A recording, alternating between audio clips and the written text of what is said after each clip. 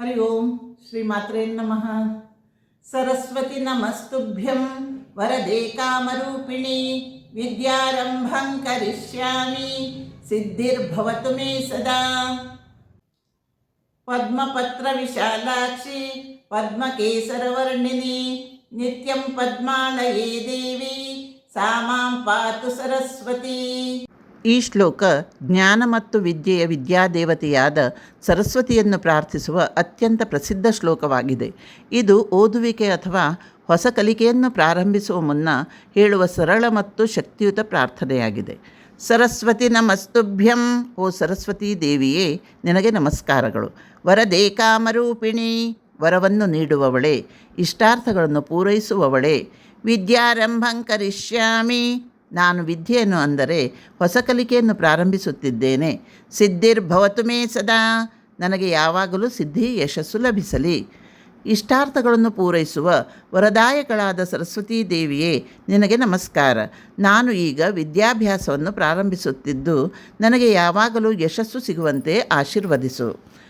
ಪದ್ಮಪತ್ರ ವಿಶಾಲಾಕ್ಷಿ ಪದ್ಮಕೇಸರವರ್ಣಿನಿ ನಿತ್ಯಂ ಪದ್ಮಾಲಯೇ ದೇವಿ ಸಾ ಮಾಂ ಪಾತು ಸರಸ್ವತಿ.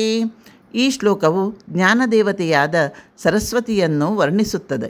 ಪದ್ಮಪತ್ರ ಕಮಲದ ಎಲೆ, ವಿಶಾಲಾಕ್ಷಿ ವಿಶಾಲ ಅಂದರೆ ದೊಡ್ಡ, ಅಕ್ಷಿ ಎಂದರೆ ಕಣ್ಣುಗಳು, ದೊಡ್ಡ ಕಣ್ಣುಗಳು ಹೊಂದಿರುವವಳು. ಪದ್ಮಕೇಸರವರ್ಣಿನಿ ಕಮಲದ ಪರಾಗರೇಣುವಿನ ಬಣ್ಣವನ್ನು ಕಾಂತಿಯನ್ನು ಹೊಂದಿರುವ ತಾಯಿ ಸರಸ್ವತಿ ಎಂದು ಅರ್ಥ. ಕಮಲದ ಎಲೆಯ ಹಾಗೆ ವಿಶಾಲವಾದ ಸುಂದರ ಕಣ್ಣುಗಳಿರುವ, ಕಮಲದ ಪರಾಗರೇಣುವಿನ ಬಣ್ಣದವಳಾದ, ಕಮಲದ ಮೇಲೆ ಸದಾ ನೆಲೆಸಿರುವ ಸರಸ್ವತೀ ದೇವಿ ನೀನು ನನ್ನ ರಕ್ಷಣೆ ಮಾಡು. ಸರಸ್ವತೀ ದೇವಿ ಜ್ಞಾನ, ಸಂಗೀತ, ಕಲೆ, ಬುದ್ಧಿವಂತಿಕೆ ಮತ್ತು ಕಲಿಕೆಯ ದೇವತೆ. ತ್ರಿದೇವಿಯರಲ್ಲಿ ಒಬ್ಬರು. ಲಕ್ಷ್ಮೀ, ಪಾರ್ವತಿ, ಸರಸ್ವತಿ. ಶ್ವೇತ ವಸ್ತ್ರ ಧರಿಸಿ ಹಂಸದ ಮೇಲೆ ಕುಳಿತು ವೀಣೆಯನ್ನು ನುಡಿಸುತ್ತಿರುವ ಸರಸ್ವತಿಯನ್ನು ವಿದ್ಯಾದೇವತೆಯಾಗಿ ಪೂಜಿಸುತ್ತಾರೆ. ಅಜ್ಞಾನವನ್ನು ದೂರ ಮಾಡಿ ಜ್ಞಾನದ ಬೆಳಕನ್ನು ನೀಡುವ ದೇವತೆ ಸರಸ್ವತೀ ದೇವಿ. ಸರಸ್ವತೀ ದೇವಿಯನ್ನು ವೇದಮಾತೆ ಎಂದು ಕರೆಯುತ್ತಾರೆ. ಸರಸ್ವತೀ ದೇವಿ ಧರ್ಮನಿಷ್ಠೆಯುಳ್ಳವಳು.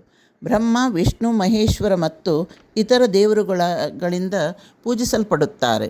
ಓ ತಾಯಿ, ನನ್ನ ಎಲ್ಲ ದೌರ್ಬಲ್ಯಗಳನ್ನು ಹೋಗಲಾಡಿಸಿ ರಕ್ಷಿಸು. ಶ್ರೀ ಮಾತ್ರೇ ನಮಃ.